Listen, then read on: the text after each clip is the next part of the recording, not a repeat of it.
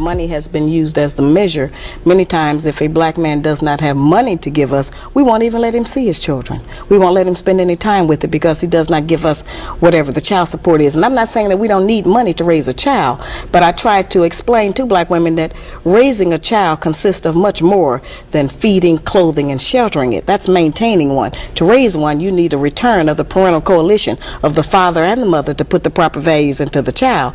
Many of our boys, when we raise them alone, they grow up with the female emotional mechanism. They are suspicious, they are doubtful, they're disrespectful of womanhood, they're bitchy, they can't make a decision. And many of our girls who grow up in a home where there's no man present, they go out into the world and try to mate. They don't have any idea how to live with a man day to day, how to prepare a proper meal, how to be a mother, how to just be in love in the home. Most of what our people and our children especially have learned about how you have a relationship, they learned off of television. Feminism is one of the worst things that's ever been perpetrated on women and society as a whole. Imagine convincing women that a job was some freedom they were deprived of instead of a burden that they were being protected from. Once you successfully do that, you instantly double your revenue as the government through taxes. Imagine incentivizing single motherhood and convincing women that men were obsolete. With these constructs in place and women away from the home and at the workplace, who's supposed to raise the children? You guessed it, the state. So now the state can raise and brainwash your children into believing all these perverse ideals. When you emasculate men and you promote promiscuity, and the family unit is successfully broken apart, what you have is an easily controllable and docile population that will go along with anything. And that's what we're experiencing today. I do believe that if he wants a sandwich, you make daddy a sandwich. Most of the time. No. Let me ask you this. Well, okay, let me ask you this. If me and you out and somebody say something slick to you, you punch him in the face. You want me to smack him in his mouth, right? That's right. So if I take you on a date and I say, look, baby, we gonna go Dutch.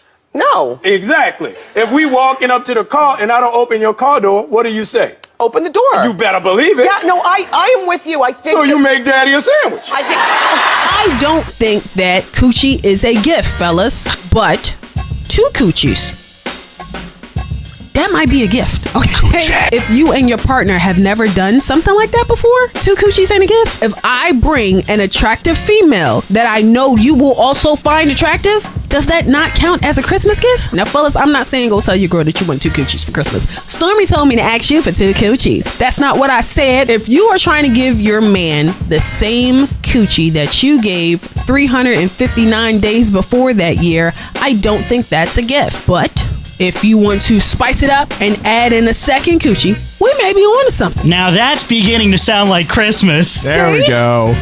If you watch what happened in the 60s and 70s, women were essentially saying, we can do what you can do, but they can't, okay?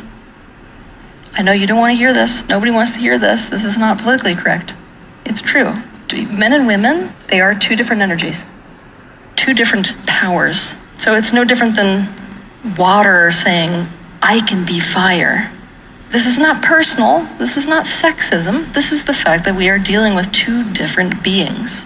And until we recognize in society that we are 2 different beings, we're never going to be able to set up a society that's actually beneficial for both. So to the degree that we as women are demanding that we are seen as the same as men, we're going to get ourselves in trouble here. When I think about, feminine empowerment, it's about being brave enough to assert our difference. It's about not being threatened by the opposite sex as well. There's a huge component in there. Wanting men to be men and wanting to be empowered as women, it's the same.